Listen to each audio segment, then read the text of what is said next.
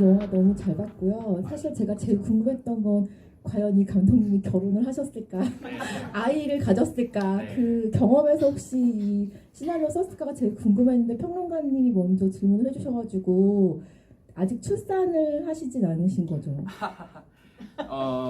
네, 아직은 하지 않았습니다. 그렇다면은 아직 결혼을 안 한 상태에서 이 시나리오 썼다는 것은 정말 천재적이시라는 정말 감탄의 말씀을 드리고 싶고, 저는 이제 임신과 출산을 겪은 사람으로서 너무 실감이 났거든요, 이 영화가. 그걸 너무 잘 보여줬어요. 왜냐면 그 임신할 때 제일 막 잠도 잘 못 자고 출산하면 제일 잠이 부족한데 막 그런 어떤 잠에 얽힌 부부 생활에 관한 걸 너무 잘 보여준다고 생각해서, 아니 이거 진짜 무슨 그것이 뭐 궁금하다 이런데 나올 만한 실화 같은 얘기라고 생각했는데, 그 감독님이 약간 좀 그 뒤에 이제 해피엔딩으로 끝나고 싶다고 하셨잖아요. 그래서 감독님 생각하는 해피엔딩으로 마무리한 것 같은데, 과연 이 부부들이 이 이후에 결혼 생활에 대해서 어떻게 뭐 상상 같은 걸 해보셨는지가 궁금하고, 또 저는 그 뭐 할아버지 이야기나 이 뒤에 오컬트를 넣은 게 너무 신선하다고 생각했거든요. 그 TV에서 그 영화 대 영화 같은 걸 보여줄 때 이 잠을 소개하면서 이제 헐리우드 스타일의 잠 스릴러를 하나 소개했는데 그게 굉장히 다르더라고요. 그 다루는 방식이. 그래서 굉장히 그 데뷔작으로 너무 스마트하고 영리하고 현실적이고 천재적이었다고 제가 감탄하면서 봤다는 말씀 드리고 싶습니다. 아유, 네, 너무 말씀을 좋게 해주셔서 저희가 시모노 마케팅팀 직원이거라고 의심하는 분들이 있을 것 같은데, 너무 감사합니다. 일단 뭐 결혼과 출산에 대한 뭐 고증은 그래도 열심히 하려고 했었어요. 그래서 저희 형 같은 경우도 결혼과 출산을 한 상태여서 많이 이것저것 물어봤고, 저희 주변 스태프분들도 아무래도 이제 그 경험자들이 많아서 이럴 때는 어떻고 저럴 때는 어떻고 미술적으로도 뭐 혹은 감정적으로도 어떤 느낌인지 많이 질문을 하긴 했습니다. 좋게 표현한 사실적으로 표현했다고 말씀하셔서 너무 감사한데, 저는 한편으로는 이제 디테일한 고증들을 간간히 희생하긴 했다고 생각하거든요. 그래서 그냥 이 감정만 가지고 가자, 감정선만 가지고 가자는 어떤 생각으로 가끔씩 이제 몇몇 부분은 장르적인 재미를 위해서 약간 이거는 이렇게 했을까, 혹은 지금 이 임산부 혹은 이제 가출산한 집이 이런 모양일까라는 이제 몇몇 의구심이 드는 장면이 저도 이제 있을 것 같고 보는 관객분들도 있을 것 같은데, 그런 작은 부분들은 약간 대의를 위해서 희생한 점은 있기는 해요. 그럼에도 불구하고 이렇게 잘 봐주셔서 너무 다행이고요. 정말 죄송한데 두 번째 질문이 기억이 안 나는데 질문이 아니었던 것 같기도 하고요. 네. 이 커플이 과연 뒤에서 네. 유지할 수 있을지 없을지는 사실 그것도 관객의 해석의 몫이라고 생각합니다. 저는 이제 뭐 이렇게 살지 않을까라고 이제 그 생각을 하고 있기는 한데, 뭔가 미래는 점칠 수 없는 거잖아요. 그리고 저희의 이제 현재는 엔딩에서 끝나기 때문에 뭐 둘이 어떨지는 한번 봐야 될 것 같습니다. 뭔가 그래도 이제 근 미래는 누구 한 명은 감옥에 가 있고 뭔가 면회를 종종 가는 뭐 그런 느낌이 아닐까 싶기도 하고요. 그럼에도 불구하고 이런 건 확실히 있을 것 같아요. 둘의 관계를 떠나서 이제 이 모든 이야기가 한풀 꺾이고, 저는 이제 수진도 현수도 한번 이제 지난 날을 이 일화를 이 해프닝을 한번 재고해 볼 것 같긴 하더라고요. 그래서 물론 관객도 어떻게 이제 해석이 다양하잖아요. 그래서 이 두 인물도 언제 한 번간은 내가 이때 이렇게 생각을 했었는데 사실 내가 틀렸던 걸까, 이런 식으로 한 번씩은 본인들도 이 상황에 대한 어떤 재조명을 하지 않을까라는 생각이 들기는 했었습니다. 네. 저 대답이 되셨습니까? 남편 뒤통수로 소스 때리는 게 너무 통쾌하고 정답이었다고 생각합니다. 네, 감사합니다. 그 장면, 네, 사운드에도 어떻게 하면은 너무 잔인하지 않으면서도 약간은 이 타격감이 느껴지되 약간 통쾌함과 어떤 끔찍함 그 사이에서 어떻게 놀 수 있을까에 대한 고민을 많이 믹싱실 이제 대표님과 했었던 기억이 납니다. 네, 그렇게 또 봐주셨다니 너무 다행입니다. 네, 앞에.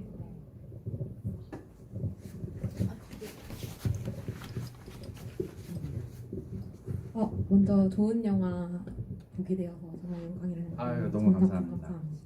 사실 제가 이게 개봉하자마자 그 평이 되게 좋은 것 같아서 한 번 봤었어요. 그래서 오늘 이게 두 번째로 본 거였는데 그렇다 보니 좀 대사 하나하나에 의미를 두고 보게 되더라고요.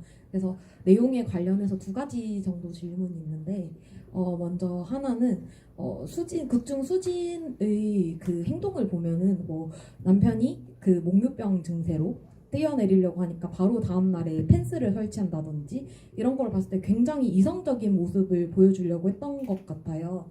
그런데 그렇게 이성적인 사람이 제가 느꼈을 때에는 아주머니가 이사 오자마자 올라와서 너무 시끄러워서 왔다라고 했을 때 굉장히 어이없어 하는 태도를 봤을 때는 이전에도 저희는 시끄럽게 한 적이 없는데 왜 할아버지가 왜 계속 올라와서 뭐라 하지? 라고 느꼈었던 것 같아요. 근데 그렇게 이성적인 인물이 할아버지가 계속 올라오시는데 우리가 혹시 무언가 모르게 피해를 주는 게 있나 라는 생각을 안 했을지 그리고 어떻게 보면은 강아지도 키우면 요즘에는 뭐 펫 CCTV나 이런 게 있잖아요. 뭐 그런 방안으로 해서 우리가 뭐 알게 모르게 피해 주는 게 있지 않았을까 아니면 시끄러웠던 게 있지 않았을까 이런 생각을 안 했을지가 1차적으로 궁금하고요. 이제 두 번째는 그 할아버지께서 계속 시끄럽다고 올라오셨다고 이렇게 국중에 나오는데 이거를 보았을 때 그러면은 그 결국에는 그 극중 남편 역할에서 이성균 씨는 실제로 그 이전에도 목류병이 있었던 건지 그래서 그렇게 쿵쾅거리는 소리를 냈었는데 이제 귀신이 들렸다 보니 그렇게 극단적인 증세로 갔던 건지 이 두 가지가 좀 궁금하더라고 올라왔다고 했었다 보니 그래서 이 부분에 대해서 한번 질문드리겠습니다. 네, 질문 너무 감사합니다. 그리고 N차 관람도 너무 감사합니다. 네, 일단 첫 번째 질문에 대해서 답을 드리자면은 현수가 창문 밖으로 뛰어내리려고 하니까 바로 철창을 설치할 정도로 이성적인 사람이다라고 말씀하셨지만 이성보다는 약간 어떤 그 현수에 대한 보호심과 어떤 사랑이 이끌었던 행동이 아닐까라는 생각이 들고요. 생각해 보면은 그렇게 막 배려심 있는 커플은 아닌 것 같아요. 층간소음에 관련해서는 본인들이 정말 뭐 이랬을까라기보다 그 잘못한 거 아닐까라는 어떤 그 회고나 어떤 반성보다는 약간 그 먼저 그냥 성을 내는 약간 그런 모습을 보이긴 하는데 뭐 본인 딴에는 억울할 수도 있지만 뭐 사실 그 되게 일상적으로 그렇게 행동하지 않나라는 생각이 들긴 해요. 물론 뭐 바로 우리가 정말 잘못했구나라고 생각하고 반성하고 뭐 이렇게 조치를 취할 수도 있겠지만 뭐 복합적인 작용이 있지 않았을까. 뭐 본인은 정말 잘못을 한다고 생각하지 않았고 게다가 약간 이 말하는 이 투가 뭔가 약간 애매하기도 하고 그래가지고 괜히 또 감정적으로 반응한 게 아닐까라는 생각이 들고요. 그 정도의 어떤 일반적인 수준의 어떤 감정 기복과 이성성을 가지고 있지 않는 사람인가라는 생각입니다. 저는 특별히 뭐 수진이 엄청 이성적이고 뭔가 모든 상황을 차분히 뭐 이제 분석하고 이제 결과를 내는 뭐 그런 사람은 아니라고 생각해요. 그랬다면은 지금 같은 일들이 일어나지 않았을 것 같고요. 그래서 이제 그런 식으로 해석을 할 수 있을 것 같고 두 번째는 이제 할아버지가 계속 거듭 왔는데 그러면은 그 전부터 목류병이 있었던 거냐 그렇게 해석할 수도 있고요. 혹은 아니어도 그냥 영화 내내 보면은 정말 작은 소리도 굉장히 잘 들리잖아요. 그 층간소 이 구축 아파트다 보니까 정말 이제 층간 소음이 극단적으로 이제 잘 들리는 상황이어서 사실 조용히 지내도 계속 올라오지 않았을까 이런 생각이 들고 한편으로 정말 이제 현수가 뭐 그런 또 사연이 있었을 수도 있고요. 이거는 뭐 해석하기 나름인 것 같습니다. 네. 그 천정에 이 아랫집 그러니까 할아버지가 살던 집 천정을 보면은 뭘로 찌은 자국이 많이 있어요. 그러니까 시끄러울 때마다 이렇게 쿵쿵쿵쿵 뭘로 무엇인가로 이제 그걸 천정을 이렇게 타격을 했던 것이죠. 그래서 조용히 해라라는 경고. 그런 것들 디테일을 살리는 것도 좋았습니다. 네, 감사합니다. 그리고 그 심지어 이제 수진이 그 천장을 볼 때도 이제 현수가 위에서 소리를 내고 있는 게 들리기도 하니까 별 뭐 소음도 아닌데 되게 이제 증폭돼서 들리는 그런 느낌이어서 아무래도 이제 아래층은 언제나 위층 때문에 괴로워하는 어떤 이런 구축 아파트 구조 때문이 아닐까라는 생각이 들기도 합니다. 네, 여기 오늘 그 영화 평론가 분도 와 계신데요. 여기 손을 드신 분이 한 분 손 계십니다. 드신 네. 분이 계신가요? 아, 네.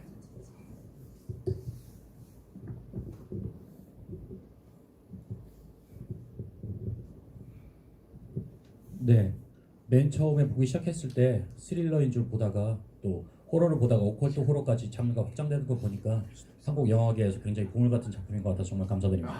네, 어유 너무 과찬입니다. 감사합니다. 네, 저도 영화내 보면서 제 결혼 생활이랑 너무 유사해서요. 정말 놀랐고 그래서 그런 뭐 제목 관련으로도 한번 여쭤보고 싶어요. 네. 제가 유사하다고 생각했던 거는 2002년에 대학교 때 제가 핸드폰이라는 호러 영화를 봤었거든요. 하지원 배우님이 나오시는데 영화의 필연성에 관련된 부분이에요. 그 당시에는 핸드폰이 나온 지 얼마 안 됐기 때문에 핸드폰이 100%를 가지고 있지 않았고 제가 대학교 때 핸드폰이 없었습니다. 그래서 핸드폰으로 그 저주나 공포의 메시지가 날라왔었을 때 사람들은 죽어나가는데 나 자신의 죽음의 공포에도 불구하고 핸드폰을 버리질 않더라고요. 그러니까 이 영화도 유사한 걸 느꼈습니다.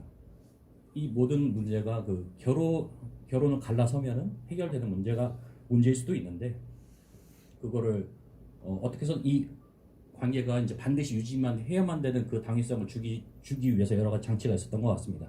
하지만 결혼하지 않은 사람 입장에서는 이게 공포감이 이렇게 이제 강하지 않을 수 있다라는 느낌이 들었고요.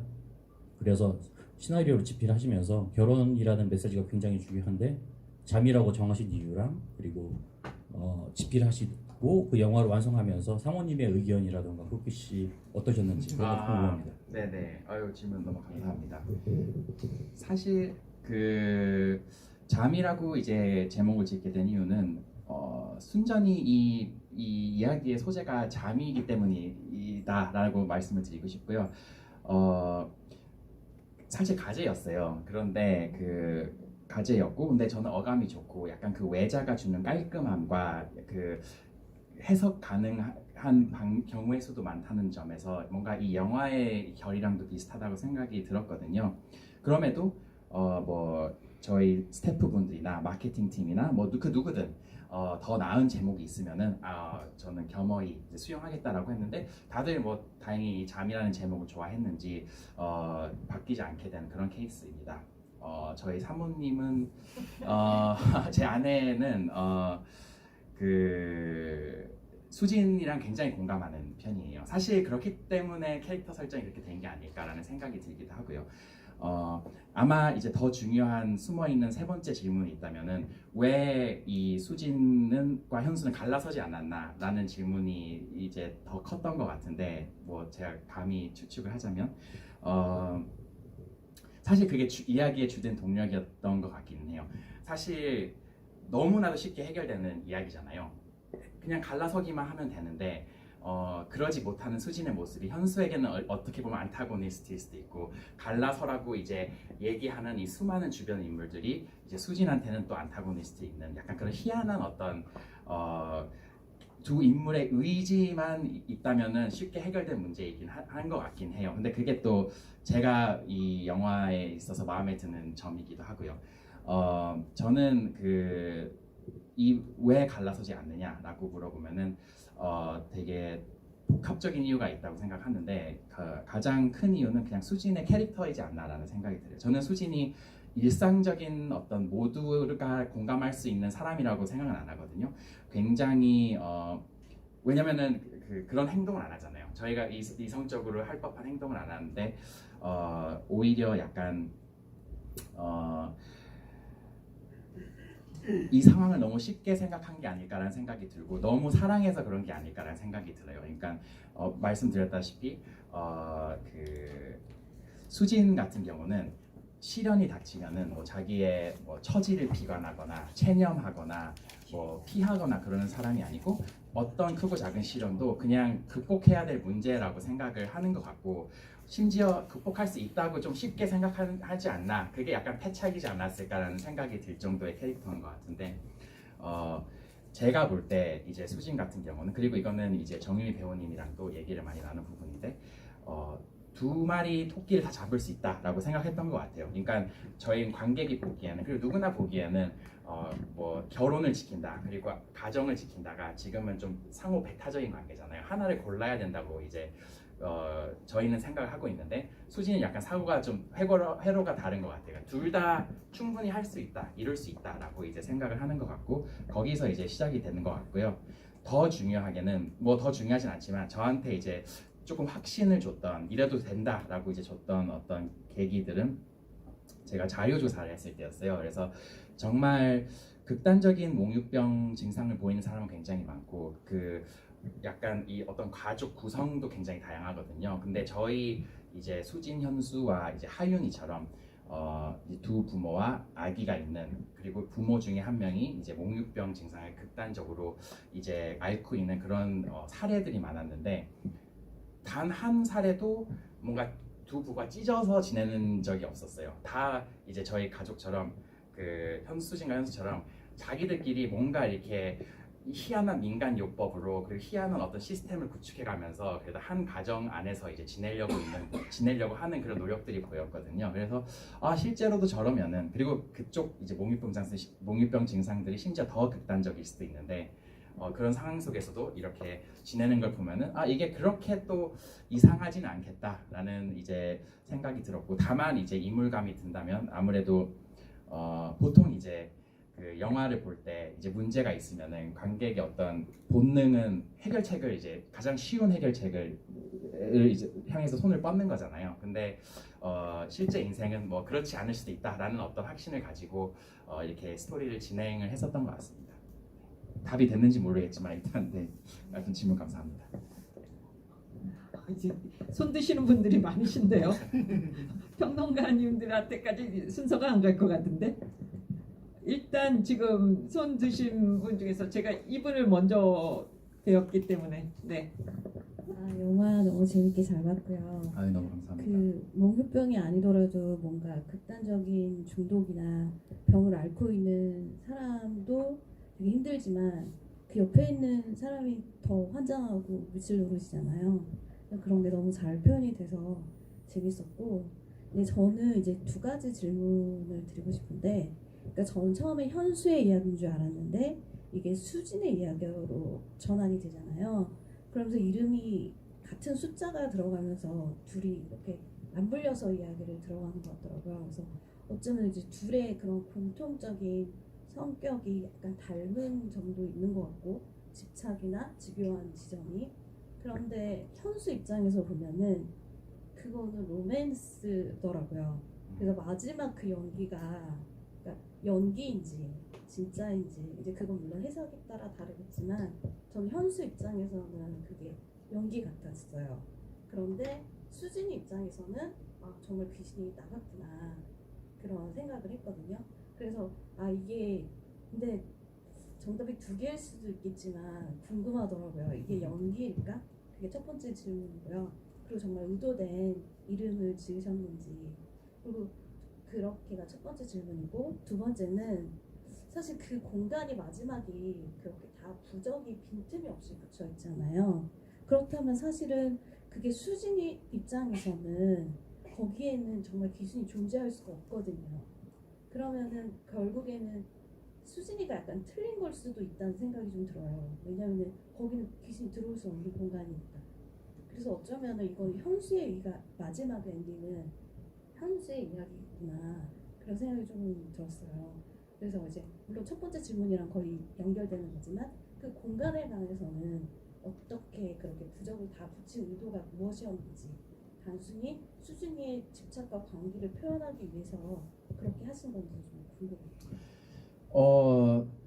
네, 그 엔딩에 대해서는 저와 저희 스태프 같은 경우는 이제 이 영화는 이런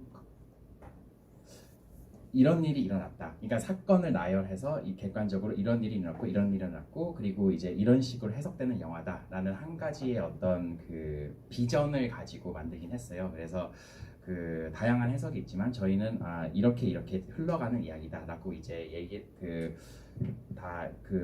이 생각을 공유한 채로 만들긴 했었습니다. 근데 그럼에도 불구하고 이제 이 영화의 특성상 그 엔딩에 대한 해석은 이제 다양한 것 같긴 해요. 그리고 이제 제가 예전에도 어디선가 말씀드렸지만 저의 영화에 대한 얕은 지론은 한번 개봉하고 나면은 이 영화는 관객의 것이다, 소유물이다라고 이제 저는 생각을 하거든요. 그래서 사실 제 생각은 그래서 전혀 중요하지 않다고 저는 믿고, 방금 말씀하셨잖아요. 이런 저런 이유로 그러면은 뭐 현수가 맞다라고 하면은 지금 맞는 거예요. 그래서 그거는 이제 그 관객님만의 어떤 해석이고 그게 이제 옳은 해석이고, 나중에 또 곱씹어 보면은, 그리고 혹은 이제 다른 친구분이나 가족분들이랑 얘기를 나눠보면 또 생각이 바뀔 수도 있고요. 그런 게 제가 볼 때 영화의 어떤 한 가지 큰 재미가 아닐까라는 생각이 들어서 약간 TMI일 수도 있는데 그 봉준호 감독님께서 이 영화에 준 몇 안 되는 어떤 노트는 이 엔딩에 대한 네 생각을 굳이 얘기하지 마라 까지도 아니고 절대 얘기하지 마라 그랬어요. 그래서 왜냐면은 이런 이유들 때문이고, 그런 즐거움조차 영화가 주는 즐거움이고 그걸 관객한테 뺏을 필요는 없기 때문이다 라고 이제 말씀하셨거든요. 저는 그 너무 동의하고요. 공간에 대해서는 저는 어느 정도 동의를 합니다. 그 약간 질문을 피해서 답하자면 그 부적 같은 경우는 부적의 미술 같은 경우는 사실 그렇게 촘촘하지 않아요. 그러니까 그 누구나 그렇듯이 처음에 이제 의지가 그 충만할 때는 되게 열심히 하다가 점점점 이제 흐려지잖아요. 지치기도 하고 시간도 없어서 잘 안 되는데, 그런 모습을 다시 한번 2회차로 감사히 봐주시면은 처음에는 굉장히 강박적으로 하는데 가면 갈수록 아예 많이 비어 있거든요. 그래가지고 그런 점도 이제 저희 미술 감독님과 저가 의논해서 이제 그 집을 그런 식으로 꾸몄기 때문에 그런 것도 한번 고려해 주셔서, 그것도 이제 변수가 되면은, 어떤 해석의 변수가 되면은 그것도 한번 참고하셔서 생각해 보셔도 좋을 것 같습니다. 저분까지는 기회를 드려야 될 것 같습니다. 안경 쓰시는 분. 아니 앞으로 오시죠. 아, 네, 그 마이크만 전달해 주시면.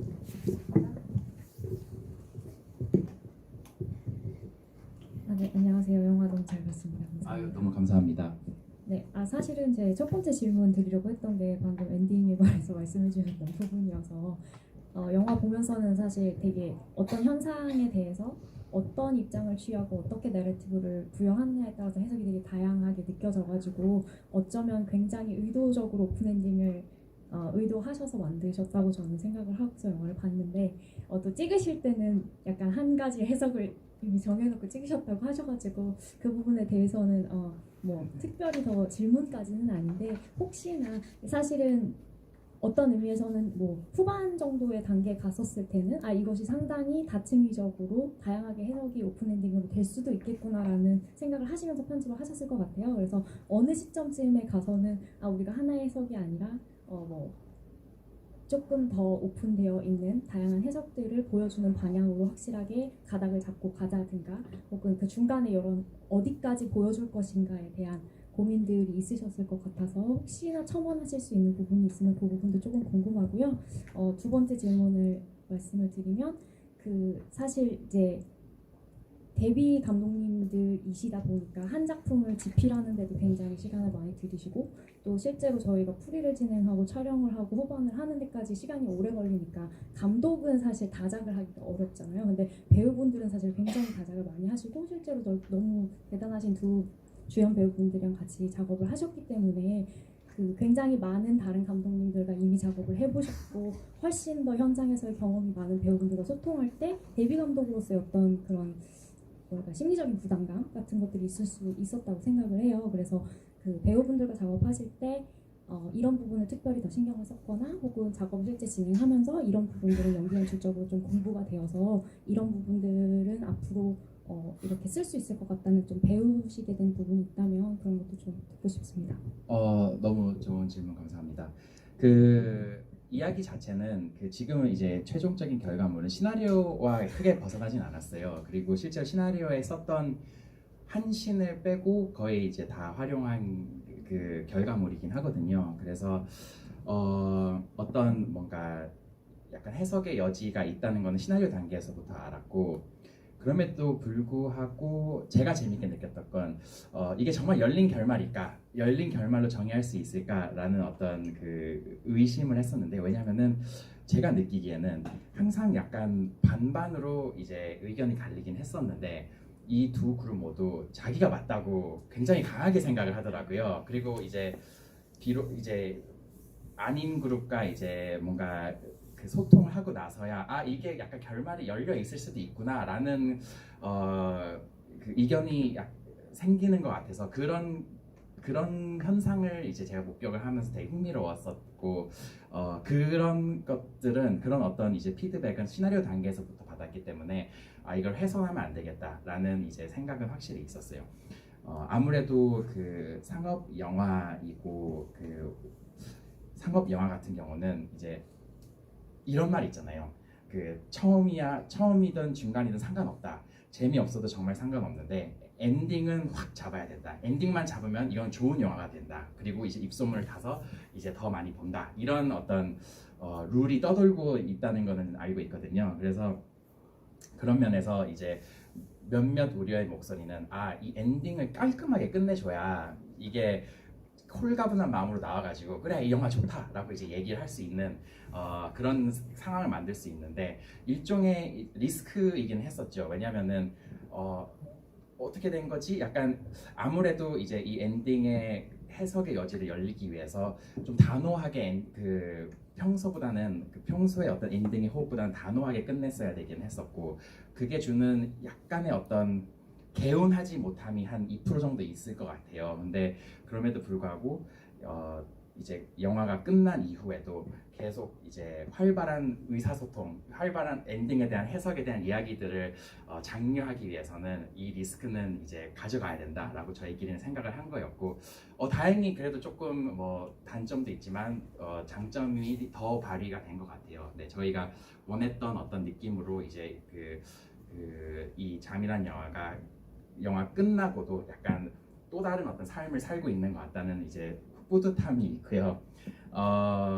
두 번째 질문은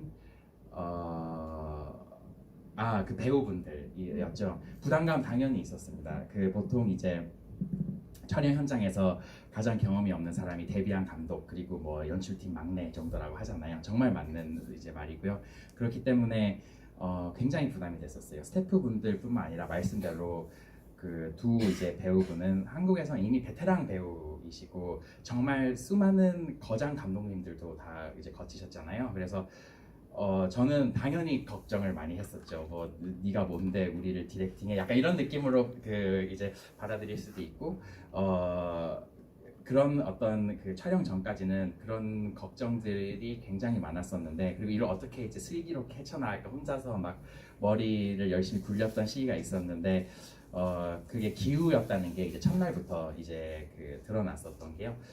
두 분 모두 너무 이제 이 프로젝트에 대한 열정이 많으시고 아이디어도 많으시고, 그리고 워낙 프로페셔널 하셔서 감독이 누구든 감독으로서 항상 존중해주는 그런 게 있었던 것 같아요. 그래가지고 저희는 이제 촬영을 돌입하는 순간 아무래도 이제 제한된 시간과 돈 때문에 그런 어떤 관계적인 뭐 정치적인 관계 관련된 쓸데없는 잡념을 할 여유도 없었고, 그냥 이 영화를 어떻게 최선으로 만들까 배우분들과 저를 비롯해서 이제 모든 스태프분들이 이제 그것만 고민하고 그 생각 하나로 계속 앞으로 달려나왔던 것 같기는 해요. 그럼에도 불구하고 이제 이 영화를 통해서 이제 배우 디렉팅 관련해서 배웠던 점이 있었다면, 너무 당연한 말이지만 배우들은 정말 다 다르다. 이거를 저는 깨달았어요. 저희는 심지어 2명밖에 없었지만 뭐 다른 조연들도 있지만 크게는 2명밖에 없잖아요. 이 두 분조차도 연기하는 스타일이 굉장히 다르고 절차도 이제 선호하는 절차도 다르단 말이에요. 그래서 예컨대 뭐 누구는 리허설을 원할 수도 있고 누구는 없이 그 즉흥적인 감정을 원할 수도 있고, 이거를 조율해야 되는 게 약간 감독의 일인 것 같은데, 이런 어떤 성향 파악을 촬영 준비 단계에서부터 알고 있었으면은 이제 촬영 때 약간 시행착오 없이 잘 해나갈 수 있지 않았을까라는 생각이 들고 앞으로는 이제 그렇게 하면 되지 않을까 하는 생각입니다. 네. 시간이 너무 많이 지났는데 저 평론가님 뭐 질문이나 뭐 의견 같은 거 조금 말씀 듣고 마무리하겠습니다. 여기 윤필립 선생님. 네.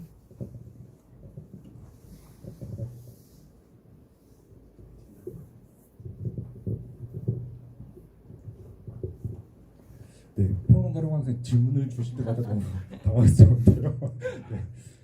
저는 사실 그 언론 시사회 때 못 가서 오늘 꼭 가고 싶다라고 말씀을 드려서 왔는데 어쨌든 평론가들은 항상 직업병이 그런 거잖아요. 그 영화를 볼 때 과연 이 영화는 영화사적으로 어떤 계보이면 이런 것들 다 생각을 하면서 보게 되는데 저는 오늘 보면서 이제 정말 전례가 없는 영화다라는 생각으로 끝나고 나서 또 다시 한번 더 봐야 되겠다라는 생각을 했었어요. 어쨌든 뭐 서사적인 측면이라든가 뭐 영화 내적인 측면에 대해서는 여러 가지 이야기가 나왔으니까 저는 조금 결을 달리해서 좀 가볍게 한국에서 받으셨던 어떤 질문들이 있을 것이고, 근데 저는 칸에서 프리미어 상영을 하셨을 때 현지에서는 또 어떤 질문이 주로 나왔는가, 네.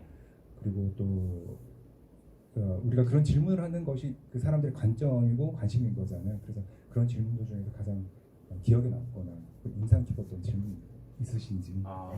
아유, 질문 너무 감사합니다. 평론가님의 질문이라고 해서 마지막에 무슨 약간 최종 보스 같은 느낌인 줄 알고 바짝 긴장을 했었는데 너무 재미있는 질문이고요.